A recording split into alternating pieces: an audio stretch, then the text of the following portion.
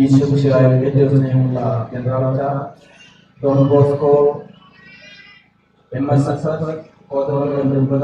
ഇൻസെൻഷൻ സഭ ഇവയെല്ലാം പ്രതിനിധീകരിച്ച് വന്നിരിക്കുന്ന ബഹുമാനപ്പെട്ട വൈദികരെ, പ്രിയപ്പെട്ട അമ്മച്ചി, സഹോദരി സഹോദരന്മാരെ, ബന്ധുമിത്രാദികളെ, ഈ അപ്പച്ചൻ ദൈവം സ്നേഹിച്ച ഒരു വലിയ വ്യക്തിയാണ്. ചെറുമയ പ്രവാചകന്റെ പുസ്തകം 1-ാം അധ്യായം 5-ാം വാക്യത്തിൽ നാം ഇങ്ങനെ വായിക്കുകയാണ്: മാതാവിന്റെ ഉദരത്തിൽ നിനക്ക് രൂപം ലഭിക്കുന്നതിന് മുമ്പേ ഞാൻ നിന്നെ അറിഞ്ഞു. ഇങ്ങനെയാണ് ഒരു ബോധ്യം എനിക്ക് കിട്ടിയത്. ദൈവം ആദ്യം തിരഞ്ഞെടുക്കുന്നത് ഒരു വൈദികനെയോ ഒരു സിസ്റ്ററിനെയോ ഒരു സമർപ്പിതയോ അല്ല, മറിച്ച് മാതാപിതാക്കളെയാണ്, അവരുടെ ഉദരമാണ്, അവരുടെ ദാമ്പത്യമാണ്. അങ്ങനെ വൈദികരെയും വിശ്വസ്തരായ മക്കളെയും 10 മക്കളെ നൽകാൻ ദൈവം വിശ്വസിച്ച് തിരഞ്ഞെടുത്ത ഒരു വലിയ വ്യക്തിയുടെ ശവസംസ്കാര ചടങ്ങിലാണ് നാം പങ്കെടുക്കുന്നത്. ഇത് വലിയ ഒരു അനുഗ്രഹമാണ്. ഈ അപ്പച്ചന്റെ മക്കളായി ജനിക്കാൻ സാധിച്ചത് ഞങ്ങൾ 10 പേര് ദൈവത്തിന് നന്ദി പറയുന്നു. ദൈവം ഈ അപ്പന്റെയും അമ്മയുടെയും മക്കളായി ജനിക്കാൻ ഞങ്ങൾ ഇടവരുത്തി എന്നത് വലിയ ഭാഗ്യമായി അനുഗ്രഹമായി ഞാൻ കാണുകയാണ്. വചനം ഇങ്ങനെയാണ്. പ്രഭാഷകന്റെ പുസ്തകം 25-ാം അധ്യായം 1-ാം വാക്യം. പ്രഭാഷകൻ ഇങ്ങനെ പറയുകയാണ്: എന്റെ ഹൃദയം 3 കാര്യങ്ങളിൽ ആനന്ദം കൊള്ളുന്നു. അവ കർത്താവിന്റെയും മനുഷ്യരുടെയും ദൃഷ്ടിയിൽ മനോഹരമാണ്. സഹോദരന്മാർ തമ്മിലുള്ള യോജിപ്പ്, അയൽക്കാർ തമ്മിലുള്ള സൗഹൃദം, ഭാര്യാഭർത്താക്കന്മാർക്ക് പരസ്പരമുള്ള ലയം.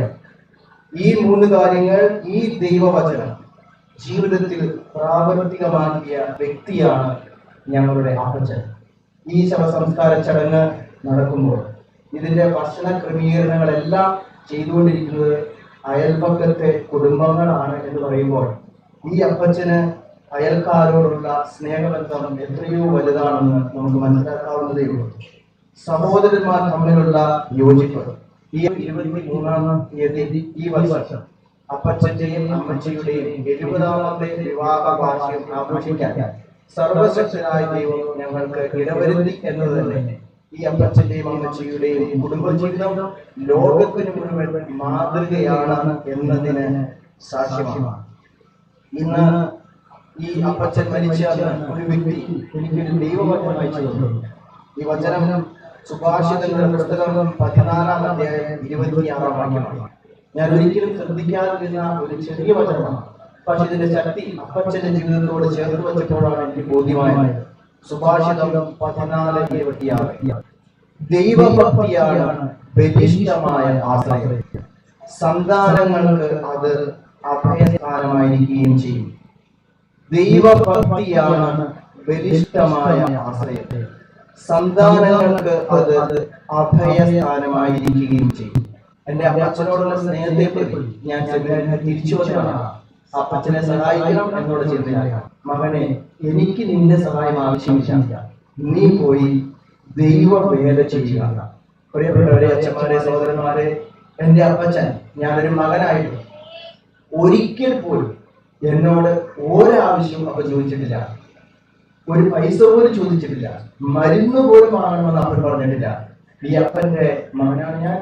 അതുകൊണ്ട് തന്നെയാണ് ബഹുമാനപ്പെട്ട കൊച്ചുമാത്യച്ഛൻ പറഞ്ഞു, റോംഷാടച്ഛനും ജനറാളച്ചന്മാരൊക്കെ സൂചിപ്പിച്ചു, ഞാൻ ആഫ്രിക്കയിൽ ഒരു മിഷണറി ആയതിന്റെ കാരണം ഈ വലിയ മനുഷ്യനാണ്, ഈ അപ്പച്ചനാണ്.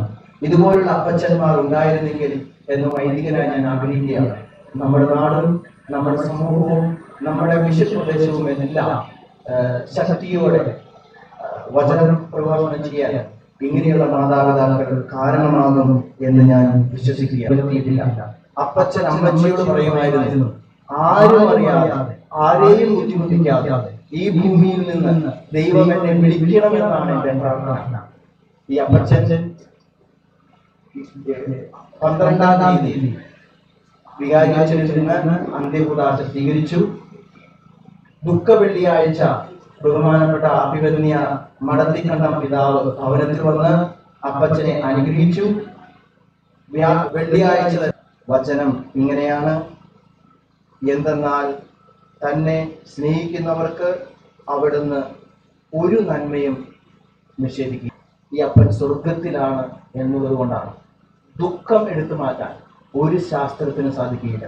അത് ദൈവത്തിന് മാത്രമേ സാധിക്കുകയുള്ളൂ. വൃക്ഷം ഫലത്തിൽ നിന്ന് അറിയപ്പെടുന്നു. ഈ അപ്പച്ചൻ്റെ മക്കളായി ജനിക്കാൻ സാധിച്ചതിൽ ഞങ്ങൾ ദൈവത്തിന് നന്ദി പറയും. ഇത്രയും വലിയൊരു മനുഷ്യനെ ഈ ലോകത്തിലേക്ക് ദൈവം തന്നു. പക്ഷെ വളരെ ചെറിയൊരു മനുഷ്യനായിട്ടാണ് ഈ അപ്പച്ചൻ ജീവിച്ചത്. ഒരിക്കലും ആരോടും അയൽപക്കക്കാരുമായി അപ്പച്ചൻ വഴക്കുണ്ടാക്കിയിട്ടില്ല. ബന്ധുമിത്രാദികളുമായി എപ്പോഴും ആഴമായ സ്നേഹവും ഐക്യവുമാണ്. അപ്പച്ചനെ ഇവിടെ കാണാൻ എപ്പോഴും ബന്ധുമിത്രാദികൾ വരുമായിരുന്നു. അത് അപ്പച്ചനൊരു ആനന്ദമായിരുന്നു. ദൈവവചനം ജീവിതത്തിൽ പ്രാവർത്തികമാക്കിയ ഈ അപ്പച്ചൻ്റെ ആത്മാവിന് വേണ്ടി നമുക്ക് പ്രാർത്ഥിക്കാം. ഈ അപ്പച്ചനിലൂടെ അനേകം കൃപകൾ, വരദാനങ്ങൾ ലഭിക്കാൻ വേണ്ടി കൂടെ നമുക്ക് പ്രാർത്ഥിക്കാം. നമുക്ക് എഴുന്നേറ്റ് നിന്ന് ആറോസത്തെ പ്രാർത്ഥന ചൊല്ലി തുടർ കർമ്മങ്ങളിലേക്ക് പ്രവേശിക്കാം.